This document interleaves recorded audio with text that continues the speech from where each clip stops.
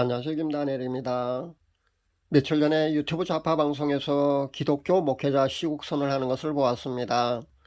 1000명의 목회자들이 그 대표한다면서요. 그 목에 청색 스토를 두르고 나와서 수십 명의 대표 목사들이 시국선언 기자회견을 하고 있더군요. 핵심 대표 인사는 아마 한신대 출신 목회자가 아닌가 보였습니다. 그들은요 어차피 대놓고 자신들이 좌파임을 그렇게 커밍아웃한 사람들입니다. 그래서 제게는 그것이 큰 충격은 아니었습니다. 옛날에 대놓고 방북을 하던 그 M 목사처럼 같은 출신입니다. 그들은요 자유민주주의 체제에서 사회주의를 꿈꾸는 사람들입니다. 천주교의 그 정의구현 사제단의 노골적인 행보나 개신교의 이들의 행보 역시요 자유 대한민국이 그들이 살고 있으면서 발은 그렇게 디디고 있으면서 공산주의 영이 아주 심각하게 잠식되어 있는 그런 대표적인 성직자들이라고 여러분이 보시면 됩니다. 문제는요 이들뿐이 아닙니다. 겉으로 드러나지 않고 있을 뿐 특정 지역을 중심으로요 단체를 결성하고 활동하고 있는 좌경화된 목회자 숫자가 상당히 많다는 겁니다. 그리고 개인적으로 젊은 목회자들 중에는요 좌경화된 목회자 숫자가 또 상당히 많습니다. 그리고 어설프게 여기에 동조하는 크리스찬들의 숫자는요 이보다 훨씬 더 많고요. 당연히 대한민국 일반 국민들도요 수십 년간이나 그렇게 좌경화된 그런 정교조의 교육 때문에 좌우의 이 개념조차 정확히 알지도 못하면서요 그리고 그들의 정체성에 대해서 정확히 알지도 못하면서 그렇게 심각하게 좌쪽으로 기울어져 있는 그런 사람들도 너무 많아서 큰일입니다. 기독교 목회자들의 첫 시국 선언이라는 그런 큰 의미를 부여하면서 떠들고 있는 그 유튜브 좌파 방송은 아마도 계속해서 이런 식으로 시국 선언을 그렇게 기획하려는 의도도 보였습니다. 그래서 앞으로 계속해서 아마 이런 시국 선언들이 나오지 않을까 그렇게 예상해 봅니다. 저는 기도하는 사람입니다. 그리고 세상에 돌아가는 현상을 유심히 살펴봅니다. 그리고 성경에 나타난 이스라엘의 그 역사를 연구해서요 하나님의 섭리하심과 뜻을 찾는 사람입니다. 그리고 지금 그 모든 것을 봤을 때 하나님의 계획과 뜻은 무엇인지를 조금이라도 더 정확하게 깨닫고 알아내는 데 집중하는 그런 생활을 하고 있습니다. 그래서 지금 세계 정세나 우리나라 상황을 아주 예민하게 그렇게 예의주시하고 있습니다. 오늘은 이 모든 것을 종합해 볼 때 통일이 과연 언제일지, 지금 이 시대는 우리가 통일을 어떻게 보아야 할지, 얼마나 통일이 시급한지에 대해서 한번 다뤄보도록 하겠습니다. 통일에 대해서 제가 말씀드리려면요 최근 수년간의 우리나라의 역사를 한번 되돌아봐야 합니다. 수십 년까지 볼 필요는 없고요 수년 정도만 돌아봐도 됩니다. 충분히 설명이 가능합니다. 그리고 이것은요 성경에 나오는 그 하나님의 그 이스라엘 백성들이 한 통치와 섭리를 조명해 보아야 되고요 그 이스라엘 역사에 나타난 하나님의 심판과 하나님의 의도와 뜻을 또 그렇게 알아내야 정확히 설명할 수가 있습니다. 왜냐하면 하나님의 뜻은요 럭비공처럼 어디로 튈지 전혀 예상치 못하는 그런 것이 아니기 때문입니다.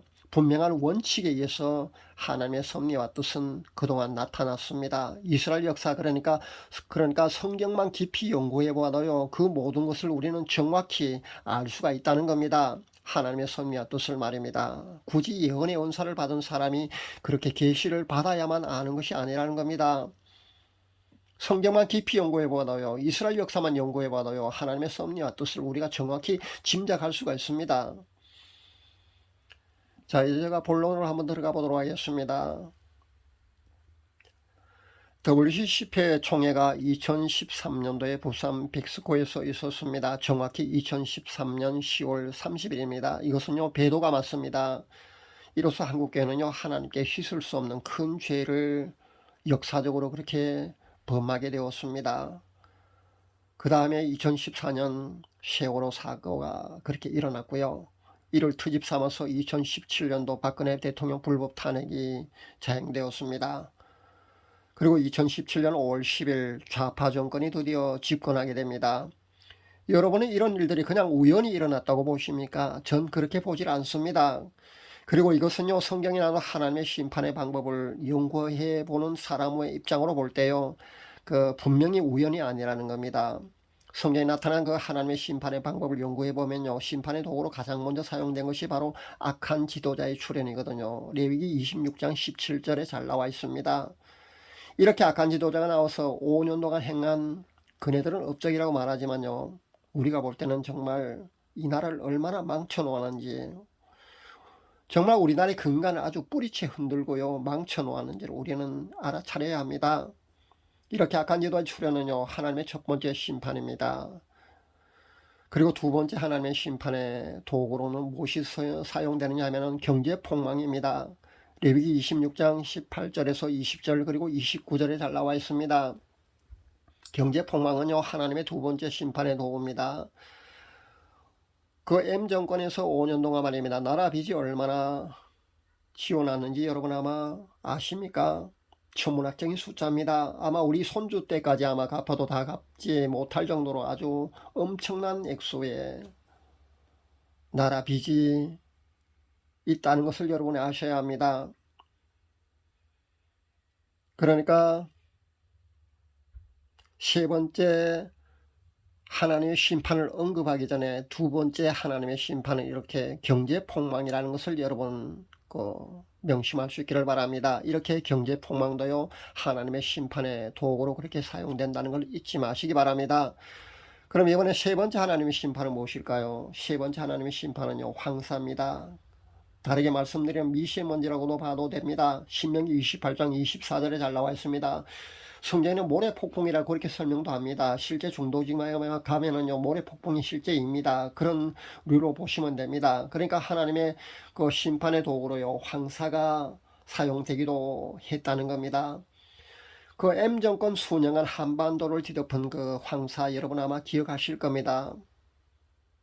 저도 똑똑히 기억하고 있습니다. 그렇게 수년 동안요 전방 50m도 그 분간하지 못할 정도의 그런 무연 황사가 봄만 되면 수년 동안 이 한반도를 뒤덮었습니다. 그러니까 황사는요 하나님이 심판하실 때 심판의 도구로 그렇게 사용되었다는 것이 성경이 증명하고 있습니다.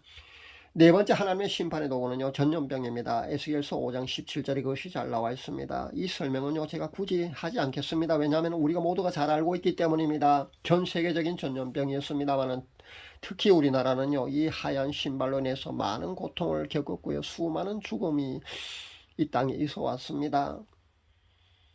우리 인간이 망각의 동물이긴 하지만은요 그 모든 것들을 우리가 잊고 살아서는 안 될 줄 압니다.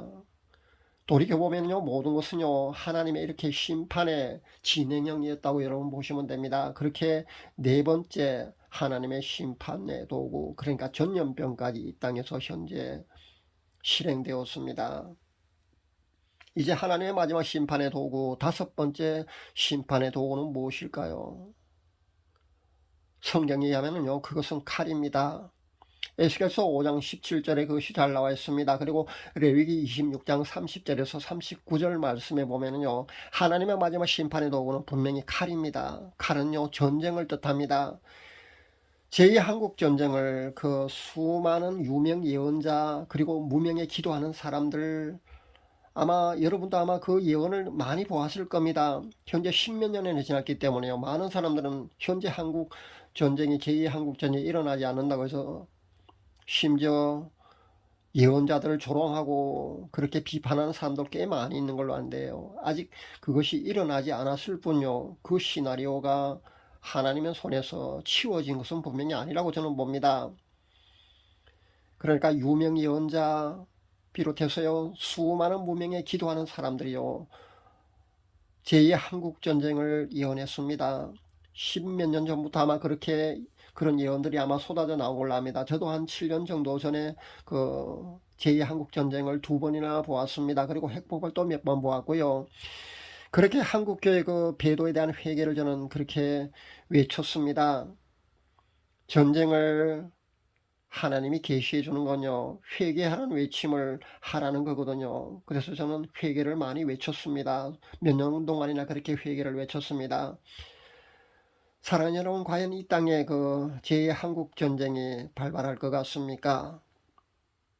여러분 어떻게 생각하십니까? 여러분 낙관적으로 생각합니까? 하나님이 이 땅을 사랑하셔서 한국 교회를 사랑하셔서 평화 통일을 주실 것 같습니까? 그 광화문의 제이 목사처럼 말입니다. 그렇게 단언을 하던데요. 물론 그렇게 됐으면 참 좋겠습니다. 많은 사람들이 그런 그 장밋빛 환상에 젖어 있는 것을 저도 발견합니다. 그렇다고 해서요, 제가 제2한국전쟁을 보고 핵폭발도 2번이나 보았다고 해서요, 이 땅에서 제2한국전쟁이 일어난다고 그렇게 단언 짓지는 않습니다. 왜냐하면요, 모든 예언은 그 목적이 회개이기 때문입니다. 회개만 충분하다면요, 그 예언은요, 수정될 수 있기 때문입니다. 그렇다면 한국교회가 회개가 충분하다고 여러분 인정합니까? 그렇게 판단하십니까? 제 개인적인 의견이지만은요, 저는 부족하다고 봅니다. 수백 개의 지교회들이 모여서 탈퇴하고요. 그렇게 또 새로운 교단을 창립하기도 했습니다. 그렇게 새로운 교단을 만들기도 했습니다. 그러니까 더울시 탈퇴한 교단 말입니다. 그런 거기서 자유로운 교단을 만들기도 했고요.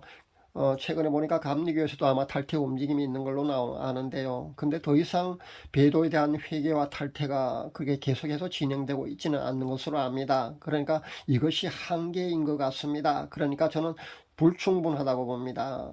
회개와 탈퇴가 더 이상 진행되고 있지 않기 때문에 저는 불충분하다고 봅니다.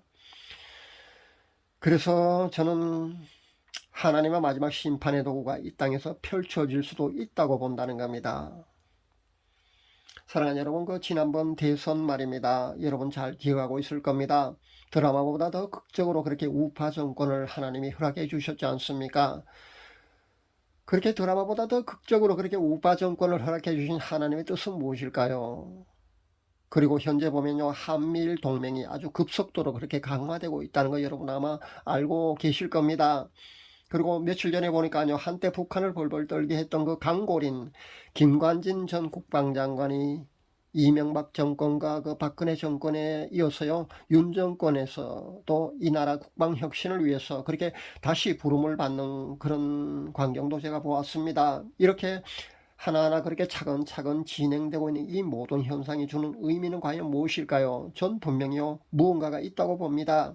하나님의 섭리하신 말입니다. 하나님의 뜻이 분명히 있다고 저는 그렇게 여러분에게 자신있게 말씀드립니다.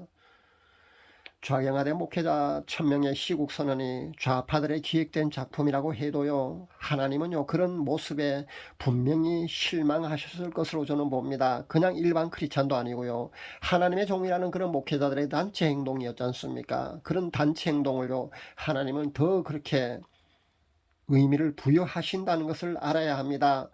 전 그 뉴스를 접하면서요, 바로 제 입에서 이런 기도가 터져 나왔습니다. 하나님, 심판의 당위성이 현재 충족되고 있는 건가요? 현재 하나님의 심판의 당위성이 거의 충족된 건 아닙니까? 바로 이렇게 말입니다.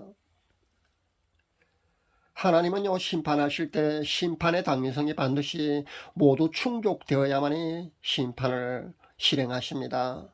노아 홍수뿐 아니라 이스라엘 역사 전반을 모두 연구해봐도 이것은 분명한 진리입니다. 그냥 하나님 마음대로 절대 그렇게 심판하시지 않습니다. 그것을 여러분이 아셔야 합니다. 그것이 성경 전체에 나오는 하나님의 섭리하심과 하나님의 뜻입니다. 하나님의 마지막 심판의 도구인 칼이 이대로 계속 진행될지 아니면은 이쯤서 멈출지는 하나님이 결정하실 겁니다. 그것은 하나님의 주권이기 때문입니다. 그러나 우리는요, 그분께 염치 없는 긍휼을요 계속 구해야 됩니다. 제가 통일이 가깝다고 늘 그렇게 말씀드리지 않습니까? 근데 그게요, 그냥 해보는 소리가 절대 아닙니다. 물론 통일은요, 하나님이 시켜주신다고 제게 보여주셨습니다. 저도 오래전에 그것을 보았습니다. 심지어 통일된 대한민국의 땅이요, 더 넓어진다는 것도 보았습니다. 그리고 전쟁도 보여주시면서 회개를 외치라고 주문도 하셨고요. 그래서 제가 그렇게 몇 년 동안이나 비록 선한 영향력을 많이 행사하지는 못했지만요, 그렇게 많이 끼치지는 못해도 그렇게 회개를 촉구했습니다.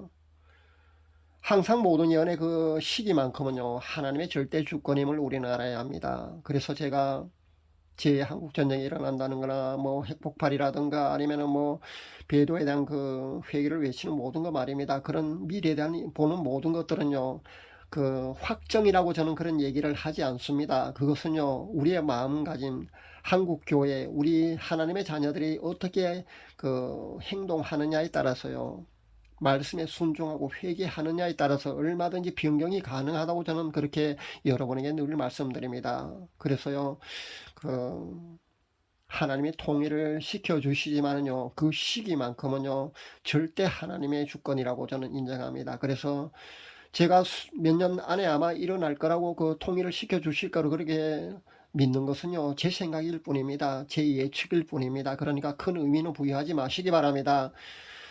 당연히 저도 모르는 것이 당연합니다. 왜냐하면 그것은 하나님의 절대 주권이기 때문입니다. 그러니까 제가 하는 예측일 뿐이라고 여러분이 아시면 됩니다. 그러나 분명히 세상 모든 돌아가는 것들 상황을 종합해 보면은 하나님이 이 땅의 그 남북 통일을 그 허락하실 그 시기 말입니다. 분명히 아주 가깝다고 저는 그렇게 판단합니다. 멀지 않은 미래에 분명히 하나님께서는요, 통일을 시켜 주실 겁니다. 자유 통일을 아마 분명히 하나님이 주시지 않을까 저는 그렇게 생각해 봅니다. 그렇다고 해서요, 대가를 치를 것인지 아닐 것에 대해서는요, 저는 여러분에게 확답을 드릴 수가 없습니다. 끝까지 하나님의 긍휼하심을 우리가 구해 보아야 된다는 그런 말씀만 드릴 수밖에 없습니다. 염치 없는 긍휼이지만은요, 우리는 예레미야의 심정으로 그렇게 하나님께 염치 없는 긍휼을 구해야 합니다. 그렇게 눈물을 많이 흘려야 합니다. 우리의 눈물이 모여서요, 우리의 눈물을 보시고 말입니다, 하나님이 긍휼하심을 베풀어 주실지, 그렇게 적어도 대가를 칠 수밖에 없다면요, 그 우리의 눈물의 양, 그리고 눈물 흘리는 사람의 숫자에 비례해서 아마 그 규모나 피해나 살상이 아마 축소되지 않을까 저는 그렇게도 생각합니다. 그러니까 우리는 이 나라를 위해서요, 앞으로 몇 년간 더 많은 우리의 눈물이 필요하다는 것을 잊지 말아야 되겠습니다. 그렇게 하시고 이 나라를 위해서 여러분 눈물 흘린 사람이 이 땅에 많이 일어나기를 저는 바라봅니다. 예레미야의 심정을 가지고요, 이 땅을 위해서 우리가 많은 눈물을 흘려야 된다는 점을 분명히 말씀드립니다. 감사합니다.